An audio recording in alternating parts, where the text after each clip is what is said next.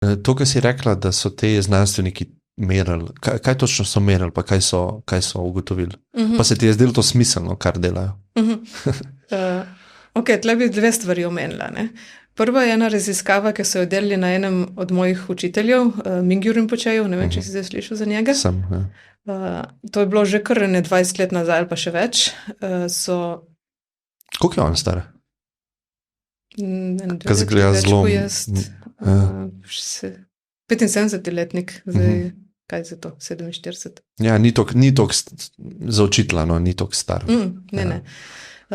No, in več kot 20 let nazaj so delali te raziskave na njemu, so neko novo napravo naredili, ki meri nivo sreče v možganih. A merijo serotonin? Ali... Ne vem točno kaj. Mislim, da ni serotonin, neke valove, bolj kot fizično, neko snov. In ko so testirali navadne ljudi, pa ljudi, ki meditirajo, pa tako, ne? Pa so tako ugotovili, da povprečen človek ima mogoče stopnjo 1 ali pa 2, kakšni meditanti, ki že kar nekaj časa meditirajo, pride do 3, 4, tako ne, po njihovi lestvici. In potem so zmerili, so rekli Mingyur Rinpocheju, naj gre v meditacijo, in so ga zmerili, in njegov rezultat je bil 800 ali nekaj takega. Zato sem povedala prej številke v primerjavi. In so bili prepričani, da je naprava pokvarjena, da je to nemogoče, da to v človeškem svetu ne obstaja. In niso objavili rezultatov, ker niso verjeli, da je to sploh mogoče. In potem so enako napravo zgradili še nekje drugje in so hoteli ponoviti. In so ga spet povabili in so ponovili eksperiment in je bil rezultat enak. In potem so ugotovili, zdaj, prva zanimivost je to, kdaj je prišel do take stopnje sreče, ki je meditirano sočutje. To je breakthrough, se mi zdi, ne? To je preboj nekako. So ugotovili, da isti center v možganih, ki je odgovoren za občutek sreče, se aktivira, ki meditiramo na sočutje. Tako da v bistvu to se mi zdi zelo pomembno za človeštvo, ne?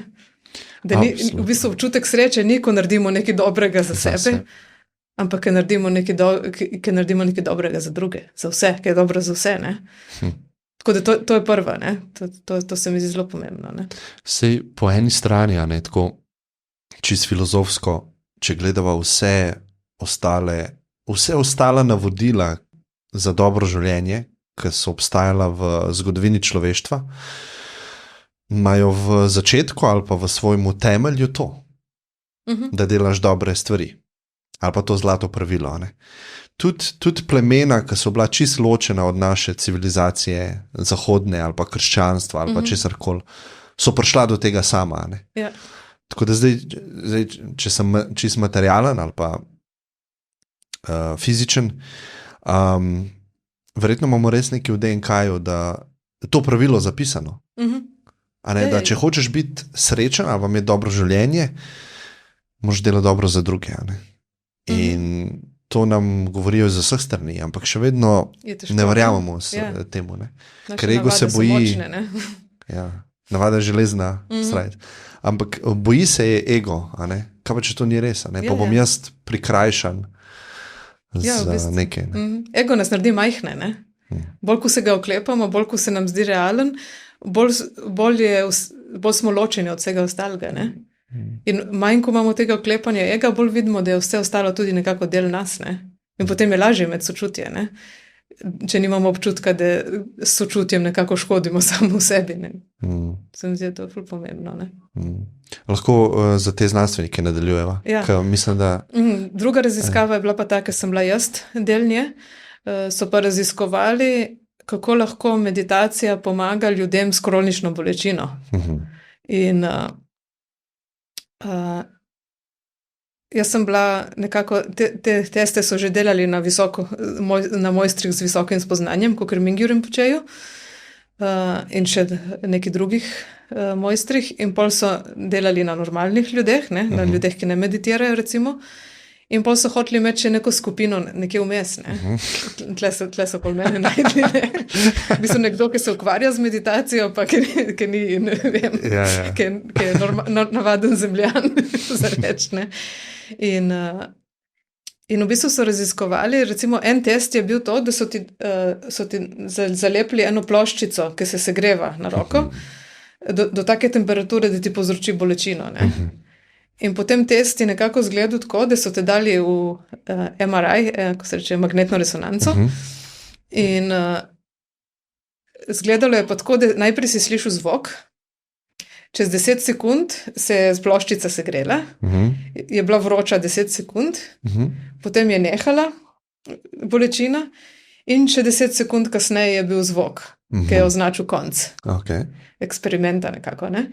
In zanimivo je bilo to, da so ugotovili pri povprečnem človeku, ne? Tisti hip, ki zaslišijo zvok, vejo, da bo prišla bolečina in že začutijo bolečino, neznosno bolečino. Tudi če fizično ni nič.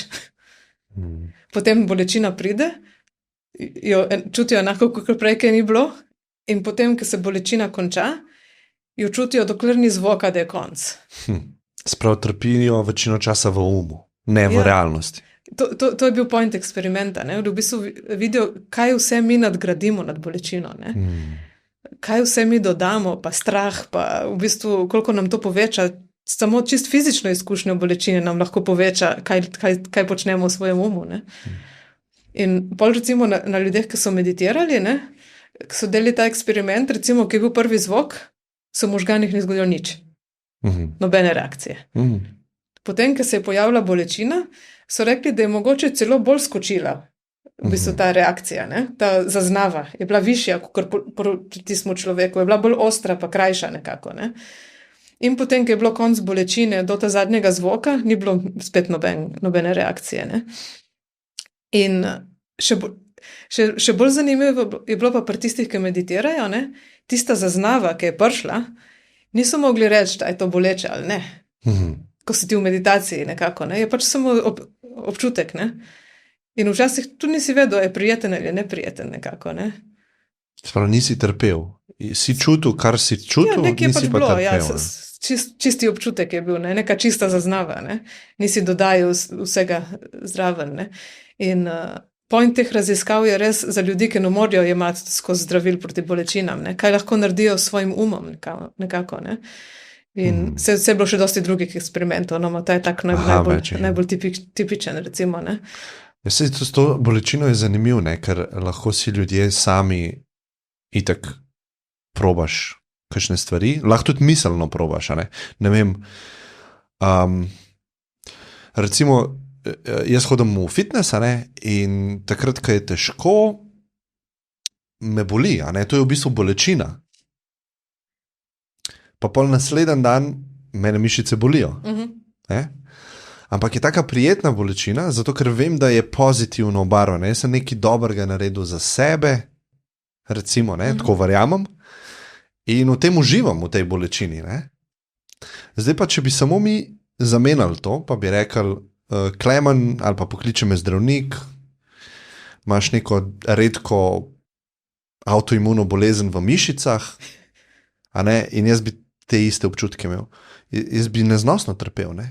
Ker bi imel samo drugačno zgodbo na občutku. Ja. In zgodbe so pa v umu. Ko tle spet vidiš moč uma, ne? V bistvu, koliko lahko z umom vplivamo na doživljanje svojega življenja. Ne? To je zelo pomembna stvar, se mi zdi. Ja, zelo, ja.